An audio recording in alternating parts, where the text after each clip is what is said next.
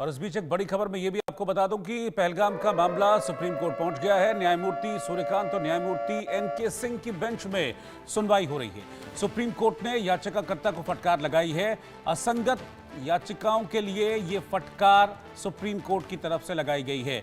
मैं इस वक्त आपको बता दूं कि सुप्रीम कोर्ट में एक PIL दाखिल की गई थी, जिसमें पहलगाम हमले को लेकर सुनवाई की मांग की गई थी और कहा गया था कि यात्रियों की सुरक्षा को सुनिश्चित किया जाना चाहिए और जो पर्यटक हैं उनकी सुरक्षा को सुनिश्चित किया जाना चाहिए। पहाड़ी इलाकों में पर्यटकों की सुरक्षा को सुनिश्चित किया जाना चाहिए। इसके बाद इस पर जब सुनवाई हुई तो जस्टिस सूर्यकांत और जस्टिस NK सिंह ने याचिकाकर्ता को इस मामले में फटकार लगाई है और कहा है कि जो असंगत याचिकाएं हैं इस तरह की याचिकाओं को नहीं लाया जाना चाहिए। ब्रेकिंग न्यूज इस वक्त मैं आपको बता रहा हूं।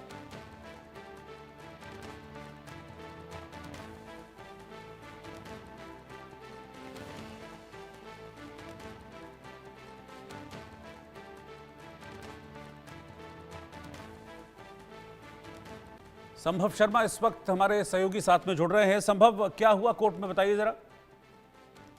जी बिल्कुल, सुप्रीम कोर्ट में इस मामले की जब सुनवाई हुई, पहलगाम टेरर अटैक मामले की जब सुनवाई हुई, तो शुरुआत में ही जस्टिस सूर्यकांत ने ये स्पष्ट कर दिया कि किस तरह से हम इस मामले को देखेंगे और उन्होंने मामले की सुनवाई से इनकार कर दिया और साथ ही साथ कुछ कड़ी बातें उन्होंने कही। कोर्ट ने कहा कि यह आतंकवाद से लड़ने का समय है। सुप्रीम कोर्ट ने यह स्पष्ट किया कि आतंकवाद से लड़ने का समय है, देश भर को एकजुट होना चाहिए और ऐसी याचिकाएं लगाने से बचना चाहिए। जस्टिस सूर्यकांत की स्पष्ट टिप्पणी, सुप्रीम कोर्ट की स्पष्ट टिप्पणी आई और दरअसल ये 2-3 याचिकाएं कल सुप्रीम कोर्ट में फाइल हुई थी और अर्जेंट हियरिंग के लिए इसको कहा गया था। तो इस पर सुप्रीम कोर्ट ने आज याचिकाकर्ताओं पर नाराजगी व्यक्त की है और साथ ही साथ कहा है कि आप इस तरह की याचिकाएं कैसे फाइल कर सकते हैं। ये जो समय है ये बहुत सेंसिटिव, साथ ही साथ उन्होंने संवेदनशील समय है और संवेदनशील मुद्दा है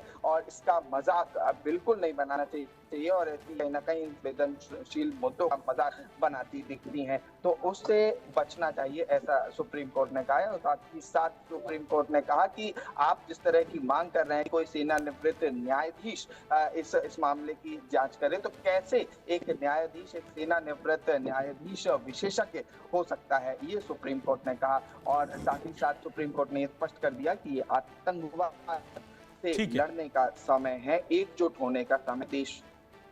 ठीक है संभव, शुक्रिया आपका इस जानकारी के लिए।